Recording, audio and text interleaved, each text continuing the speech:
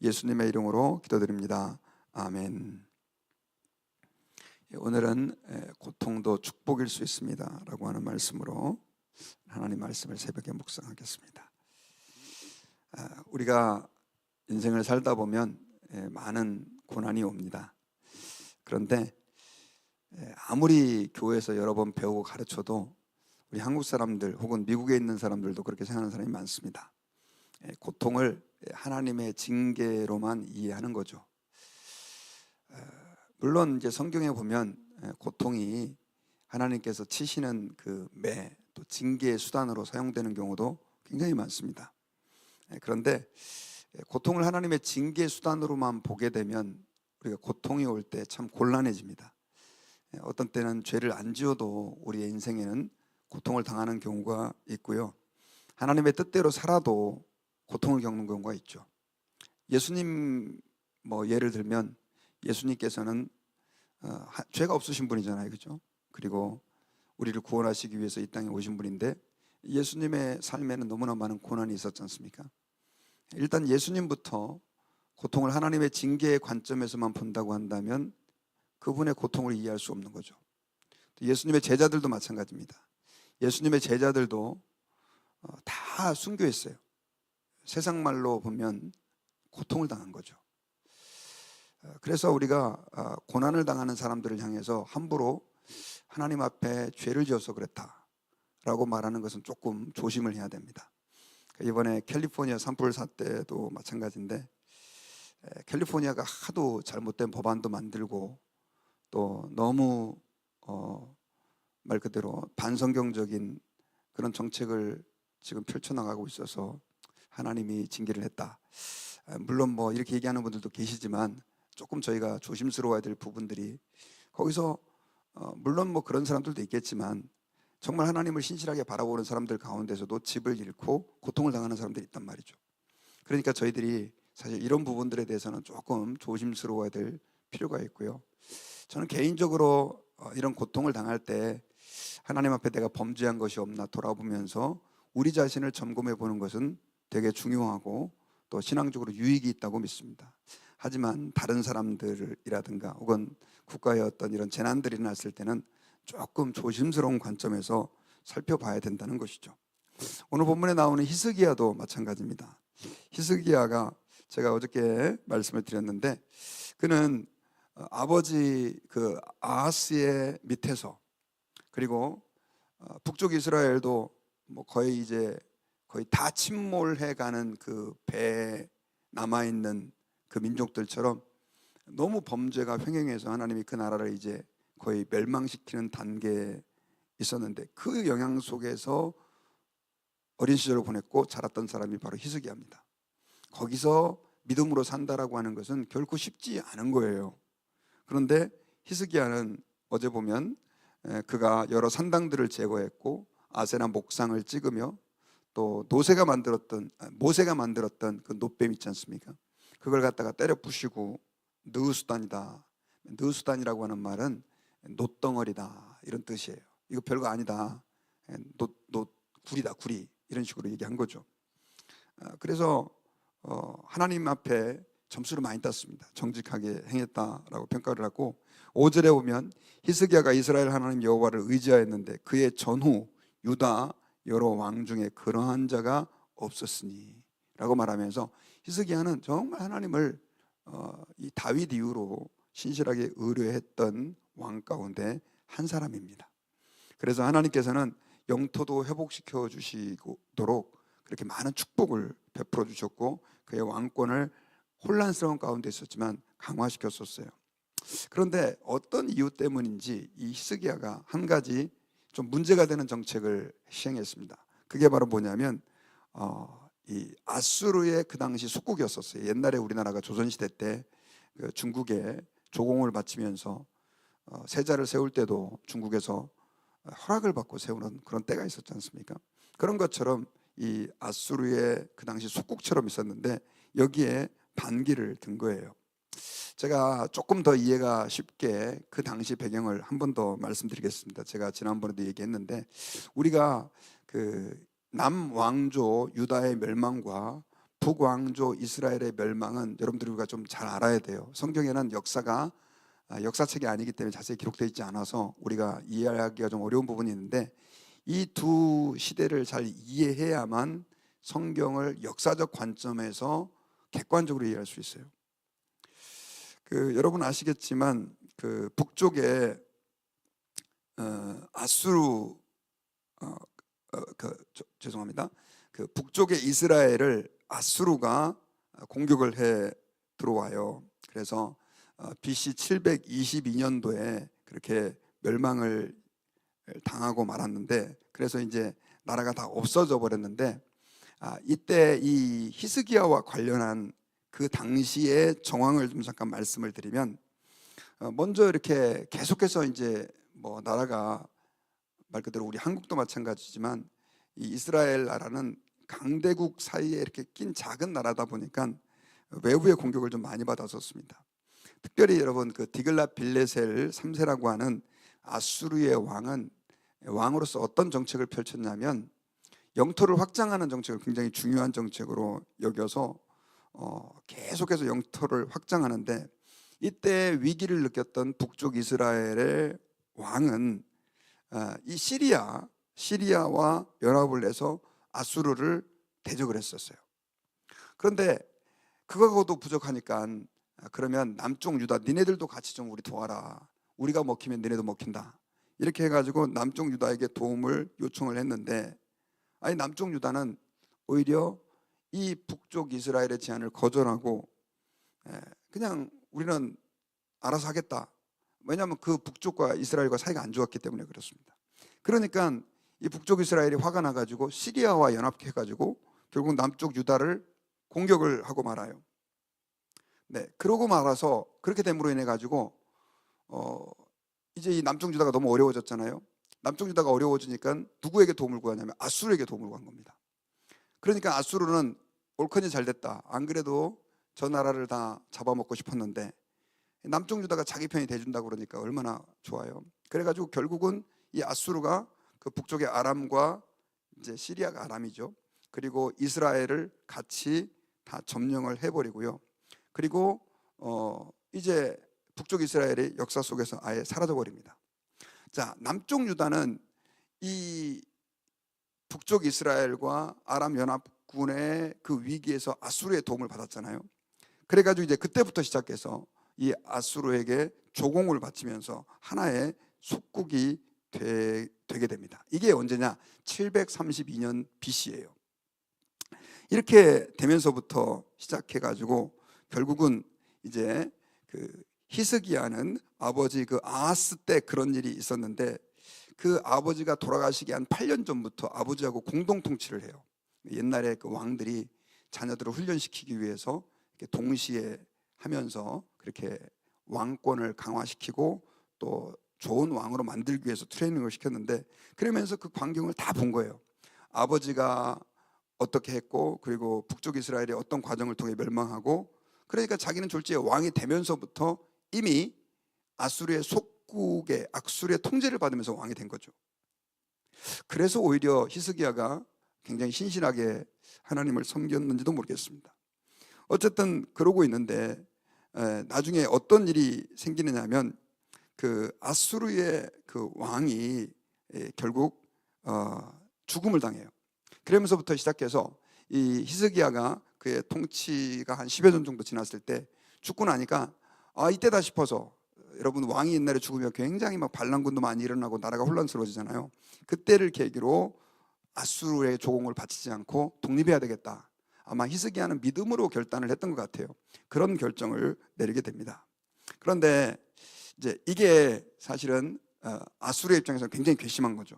그래서 오늘 본문에 보면은 그 아수르의 그 혼란스러운 상황을 다 정비해 가지고 새로운 후임 왕은 군사를 이끌고, 그것도 대군을 이끌고 남쪽 유다를 쳐들어오게 된 겁니다. 그래서 그 상황이 오늘 본문 가운데 기록되어 있어요.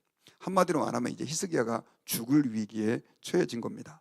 그래서 이 위기를 타개하기 위해서 히스기야는 여러 가지 방법을 많이 통해서 말 그대로 아수르로부터 나라가 멸망하는 걸 건져내려고 애를 써요. 그래서 오늘 본문에 보면은 금을 30달란트를 막 성전 그 기둥에 있는 것까지 다 뜯어가지고 갖다 주고, 그 다음에 은은 100달란트를 이렇게 해가지고 모아가지고 죄송합니다. 은은 300달란트, 금은 30달란트를 결국 이렇게 아수르에다 갖다 바쳐요. 이걸 갖다가 요즘 화폐 시세로 말하면 뭐 조금 환율에 따라 다르기도 하겠지만 한 뭐 요즘 200억 정도요. 그러니까는 금하고 은을 합치면, 그러니까 그게 큰 돈은 아닙니다. 한 나라를 말 그대로 구원하는 데 쓰는 돈이니까. 그러다 보니까 말 그대로 있는 거 다 긁어갖고 줘도 그 정도밖에 안 됐으니까 이 아수르의 입장에서는요, 그걸 받고도 결국 군사를 끌고 남쪽 유다를 다 포위해버리고 또 이렇게 많은 성읍들을 이렇게 점령했다 그랬는데, 성경에 보면 그렇게 나와 있는데 실제로 역사에서는 46개 정도의 성읍을 이 아수르가 점령을 해버린 거예요. 그러니까 지금 이스라엘은 풍전등화의 상태에 놓여진 겁니다. 또 여러분, 우리가 잘 알고 있는 것처럼 히스기야는 거의 죽을 병에 걸려가지고 하나님 앞에서 회개했을 때 이제 좀 뒤에 나오는 장면인데, 하나님께서 그의 생명을 연장시켜 주시잖아요. 그래서 15년을 더 살게 됐는데, 그렇게 따져보면 지금 이 북쪽에 그 아수르가 이스라엘을 포위하고 46개의 성읍을 점령하고, 이 상태가 언제냐? 히스기야가 병이 들었을 상태로 보는 거죠. 자, 그러면 하나님의 뜻대로 산다고 해가지고 엄청나게 어려운 개혁을 했어요. 그리고 믿음으로 결단하기 위해서 더 이상 아수르의 종속국이 아니라 우리가 한번 하나님을 의지하며 살아보겠다. 물론 이제 이 장면을 가지고 아수르는 너네가 애굽을 의지해서 그런 짓을 했다 이렇게 얘기하는데, 성경에는 정확하게 그 근거가 나와 있지 않아요. 어쨌든 히스기야는 여기까지 뭐 그렇게 큰 죄를 짓고 그러지 않았었습니다. 그런데 이런 위기가 닥쳐온 거죠. 뭐 말 그대로 나라의 운명이 이제는 그냥 풍전등화가 된 겁니다. 자, 우리는 이렇게 질문해 볼 수 있죠. 아니, 그렇게 하나님을 신실하게 의뢰하고 또 하나님 뜻대로 살려고 어려운 결단을 한 히스기야에게 왜 하나님께서는 그런 그런 고통을 허락하셨을까에 대한 질문입니다. 이제 여러분 뒤에 성경 이야기를 아시는 분들은 아실 거예요.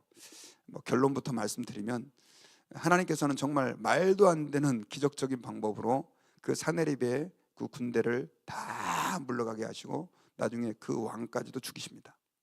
근데 말 그대로 손 안 대고 코 푼다라고 하는 말처럼 그 전쟁에서 하나님이 너무나 주도적으로 역사하셔가지고 그런 일을 이루어 주세요.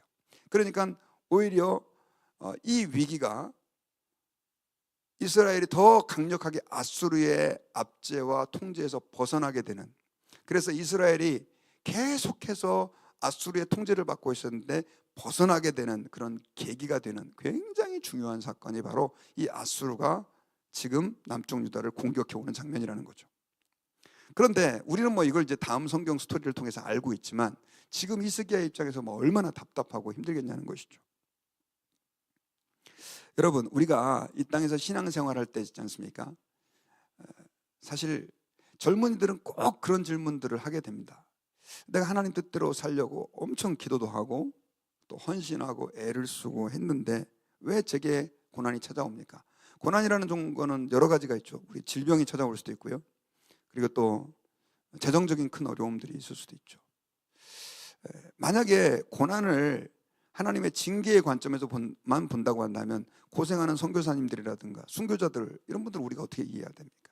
그러니까요, 여러분, 제가 기복신앙이라든가 그런 신앙들을 굉장히 좀 경계해야 된다고 하는 이유가, 기독교의 가장 중요한 교리적인 근간을 흔드는 아주 위험한 게 기복신앙이에요.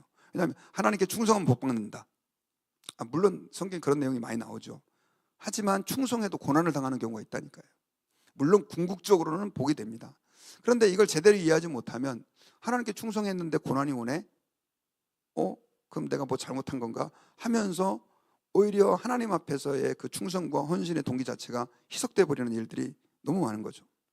저는 그런 사람 많이 봤어요. 성도들 가운데 목사님, 전저요 열심히 마음 먹고 작전 기도하고 40일 동안 나와서 새벽 기도했는데 집에 뭐 좋은 일이 아니라도 나쁜 일이 생기더라고요. 전 그때부터 기도 안 하기로 했습니다.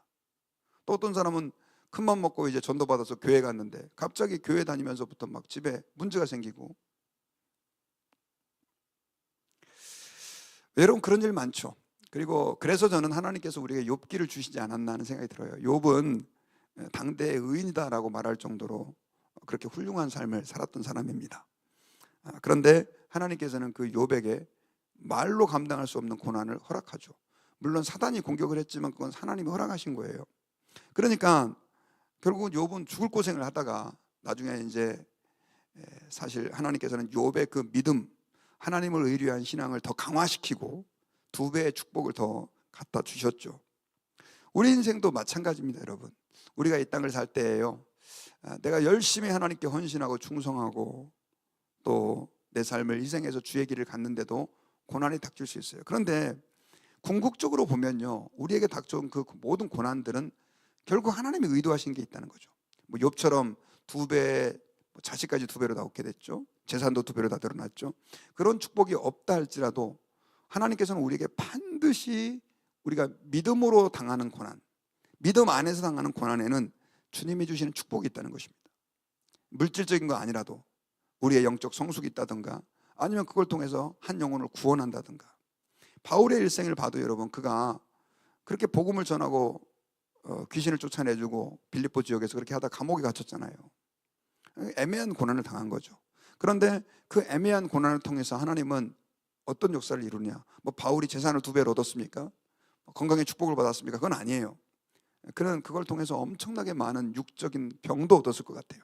그런데 거기서 더 중요한 축복을 얻은 게 뭐냐면 간수와 그 간수의 집에 있는 사람들이 다 구원받았잖아요.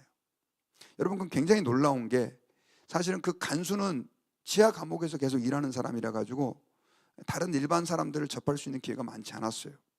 그리고 그 간수가 예수를 믿음으로 말미암아서 어떤 역사학자들은 그런 얘기를 해요. 로마의 그 귀족들이라든가 영향력 있는 사람들에게 복음을 전할 수 있는 토대가 마련됐다라고까지 보는 거죠. 우리는 여러분 그 히스토리를 자세히 잘 알지 못하지만 어쨌든 하나님은 바울과 실라가 당한 고난을 통해서 간수를 구원하고 그 가정까지 다 구원하게 되는, 그래서 하나님의 복음이 그 당시 지도자들에게까지 흘러갈 수 있는 하나의 발판이 마련됐다라고 하는 것입니다. 여러분, 근데 이렇게 분명하게 뭐라 그럴까요? 그런 고난의 의미들을 해석이 되고 이해가 될 수 있는 경우도 있지만 끝까지 어떤 경우는 잘 모르는 경우도 있습니다. 그러나 우리가 끝까지 신실하신 하나님을 의뢰한다고 했을 때 우리는 내게 당하는 그 모든 내게 닥쳐오는 고난, 정말 하나님 앞에서 내가 주의 길을 걸어가면서 겪는 그 고난들은 저는 반드시 그것이 하나님의 뜻을 이루어가는 수단이고 과정이라고 믿습니다. 그러므로 저와 여러분들은 이 땅을 살면서 절대 어려운 일이 있다고 고통에 닥친다고 포기하거나 좌절해서는 안 됩니다. 힘을 내고 용기를 내야 돼요. 하나님께서 이 고통을 통해서 이루실 일이 있다라고 우리는 믿어야만 하는 것이죠. 여러분, 제 인생을 봤었어도 이렇게 참 정말 많은 고난들이 있었고요, 참 많은 힘든 일들이 있었습니다. 근데 지금 이렇게 그 지나간 시간들을 이렇게 돌아봤을 때 저는 이런 얘기를 여러분들께 드릴 수 있는 게 뭐냐면 그 고난이 제게 유익이었습니다 라고 하는 그 말입니다. 그 고난이 만약에 없었다, 뭐 어떻게 될지 모르겠지만 지금의 제가 없을 수도 있겠죠. 왜냐하면 우리 인간은 또한 어떤 게 있냐면요, 나도 모르는 교만이 있고요, 나도 모르는 연약함들이 있어요. 하나님께서는 그 고난들을 통해서 나도 알지 못하는 교만을 꺾어 나가실 때가 있고요, 또 내가 알지 못하는 연약함을 강하게 단련시켜 나가는 경우도 있다는 거죠.